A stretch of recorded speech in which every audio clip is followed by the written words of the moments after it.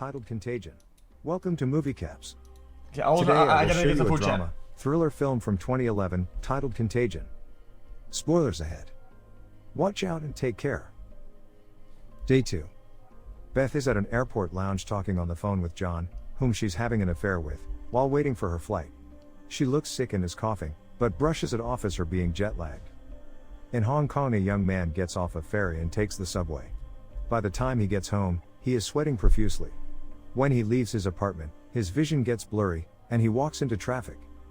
In London, a model is feeling sick, so she leaves work and goes back to her hotel room. Later, the hotel staff come into the room and find her dead on the bathroom floor. A businessman flies to Tokyo and takes the bus, but collapses on the floor. An onlooker films him with his phone. Beth arrives home to her son and her husband Mitch. Day 3. In San Francisco, a blogger, Alan, is watching the video of the businessman collapsing. He's guessing it might be mercury poisoning from the fish and that there are probably more people like him, that just weren't caught on camera. Mitch picks his son up from school and is informed that he's been coughing and has elevated body temperature. Later, as he is telling his wife about his day, she drops her cup, and when he comes to help, she collapses on the floor and starts seizing. They are in the hospital and she starts seizing again. A bit later, the doctor informs Mitch that she has passed away. He is in shock and can't accept it, saying they just talked and she was just jet-lagged. The doctor doesn't know what caused it, so he recommends an autopsy. As Mitch is driving home, he gets a call from the babysitter that informs him that his son isn't breathing.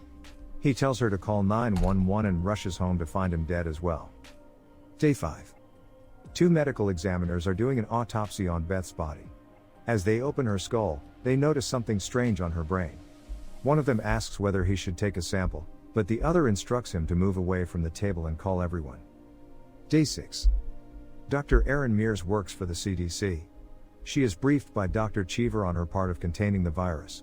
She is tasked to travel to Minnesota, where she is to investigate and contain cases of infection. Mitch is in quarantine at a hospital. He is visited by his daughter Jory from a previous marriage. He says that he isn't sick and is only there as a precaution. She says that she should have been there and could have helped, but he says she would have gotten sick too. He tells her to go back to her mother, but seeing as she's all he got left, she decides to stay with him. Dr. Erin is briefing government officials on the mysterious outbreak that has reached 47 confirmed cases and 8 deaths. She informs them that it's most likely transmitted through air and maybe surfaces as well. The officials don't want to freak out the public, because they don't even know what they're dealing with. Erin says that to determine the potential scale of the epidemic, it's crucial to figure out the average number of people one person can infect.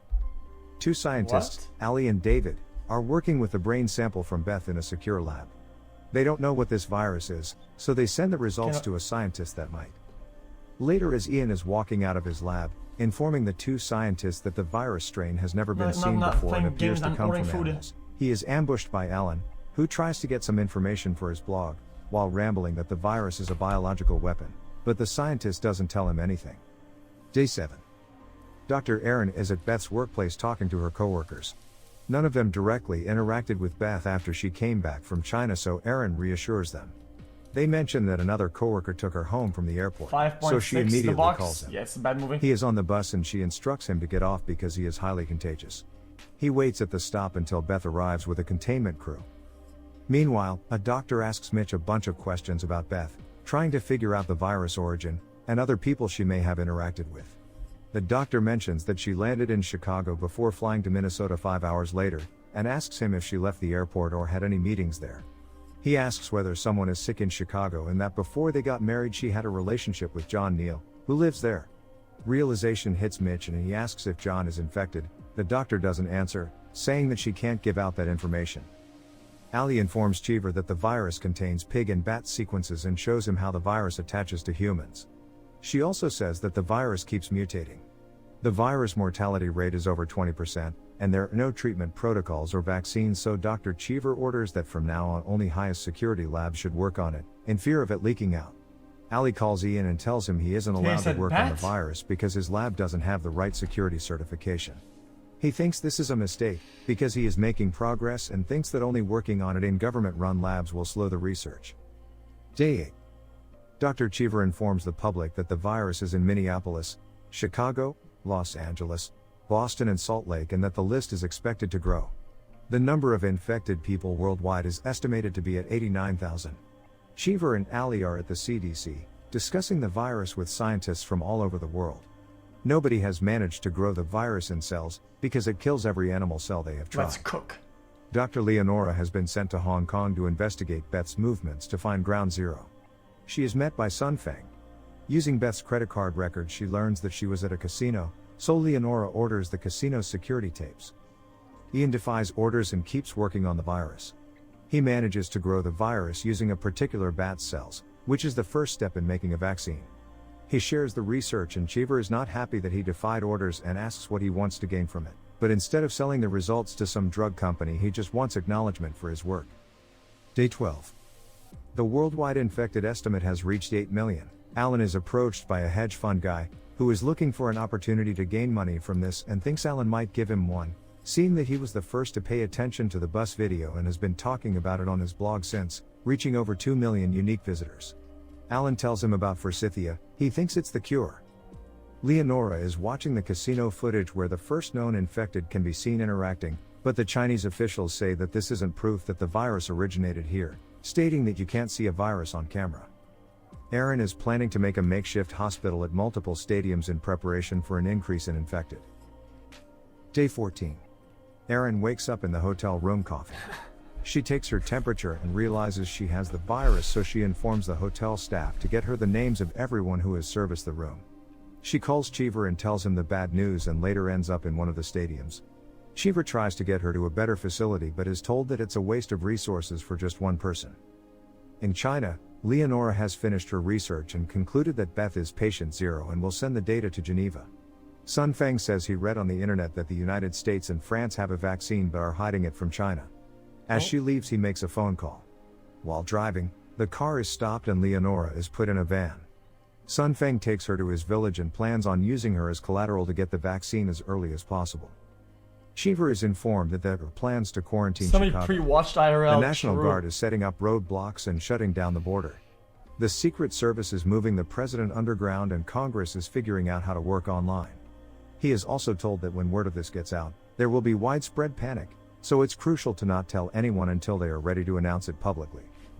Alan has caught the virus and is making a video for his blog of him taking forsythia, saying that if he's alive tomorrow everyone will know it works. Later that day, Cheever calls his wife and instructs her to leave Chicago and not tell anyone. She picks up a ton of supplies, and when a friend inquires about the situation, she spills the beans. Why would you get 2 flashlights? Just get 2 batteries. Day 18. Apparently Alan's blog is gaining traction and he's still alive, so a bunch of people are waiting in line at a pharmacy, and once they are informed that only 50 doses of forsythia will be given out, a panic ensues and they all scramble. Mitch and his daughter go to the store for some food, but the city is in disarray, with people looting and sick people walking around without masks and coughing, so they get out of there. They try to get to a neighboring state and learn that the border is closed because they are in quarantine. Erin is still at one of the stadiums. When a man next to her complains about being cold, Erin tries to give him her jacket, but is too weak to do so. She dies not long after.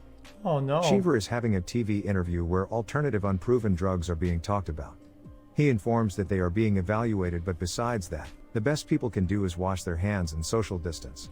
When Alan comes on, he is quoted saying that the truth about the virus is being kept from the world by the CDC and WHO to allow friends of the current administration to benefit financially and physically.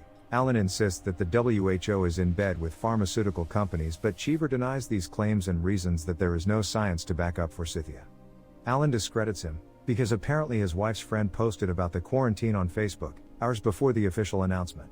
Later, Cheever is told that he can't yet be replaced, but there will be an investigation and he is to keep out of the public eye for now. Day 21. David and Ali find out that the virus has mutated and the new strain is way more contagious. They've been testing potential vaccines on monkeys, but none have survived thus far. The mortality rate is between 25 and 30%, depending on a person's health, diet and socioeconomic status. It is expected that with this new strain each person will infect 4 more, whereas previously it was 2, and without a vaccine it is anticipated that approximately 8% of the world population will contract the disease. When did they pull out the fucking horse Day paste? 26. The death toll in the United States has reached 2.5 million. The president has issued a statement implementing mandatory curfew in major metropolitan areas, due to the riots. The military is distributing rations but runs out while hundreds are still waiting in line and people start fighting. Later, Mitch hears shots in the neighboring house and tries to call 911, but all lines are busy. Day 29. Mitch breaks into the neighbor's empty house and steals a gun. Jory is in the backyard with her boyfriend, making snow angels. He gets on top of her and takes off his mask. She turns away, but he reasons that if none of them have the virus, they can't give it to each other. They are about to kiss, but Mitch shows up and pulls him off of her and orders for him to go home. Back at the CDC, Allie's vaccine finally works and she injects herself. She goes to see her father at a hospital, takes off her mask and tells him about the news. He is concerned and says he doesn't want to get her sick, but she says she's testing the vaccine. The vaccine starts being manufactured and FDA is accelerating the approval. The first doses available for humans are expected in around 90 days, but it could take a year to get everyone vaccinated. The current death toll worldwide from the virus is estimated to be 26 million. That's not that bad. Day 131. Cheever's house is broken into by robbers, who are looking for the vaccine. The robbers ask his wife where it is, thinking that they would get it first because he works for the government, but they don't. Cheever gets home and asks if they hurt her. Alan, who is still against the vaccine, there's 7 is billion talking people to on the Earth, hedge no? fund guy. He says that the studies show that there is no proof that Forsythia works and asks if he knew about them when they first met. Alan questions the integrity of the studies, implying that there is some conspiracy. He then notices a suspicious man and realizes that he's wearing a wire, so he tries to run but is apprehended by the authorities, who arrest him for securities fraud, conspiracy and possible manslaughter. He insists that Forsythia cured him. Day 133. Since there is not enough vaccines for everyone yet, a lottery is held using birthdays to distribute it fairly. Back in China, Leonora has adjusted to her captivity and is teaching the children. Sun Feng informs her that it's time to go, because the government has agreed to their demands and will give them 100 doses of the vaccine in exchange for her.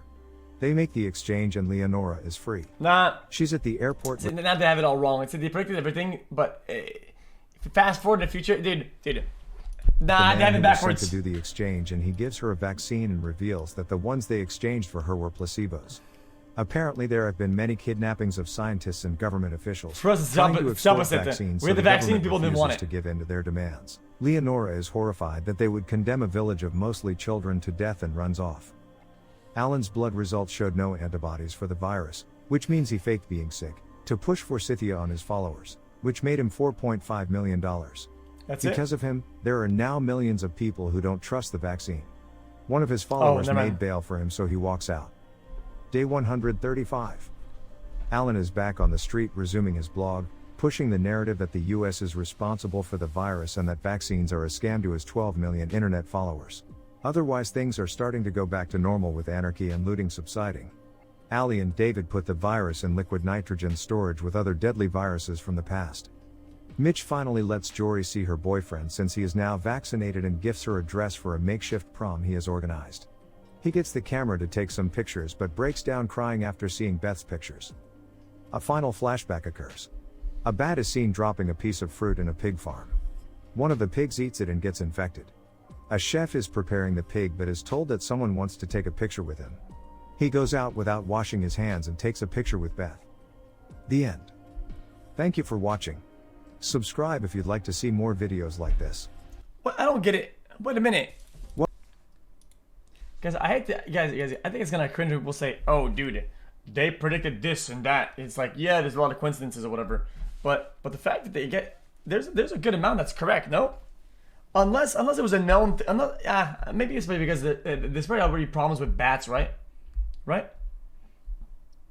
There's probably already a bunch of problems with bats, and it's like the most I guess prominent thing that happened or whatever. It's like a common denominator. So things saying that it's bats and real life having staying from bats is like kind of easy to predict type of thing. Bats? What about bats? It was about bats though.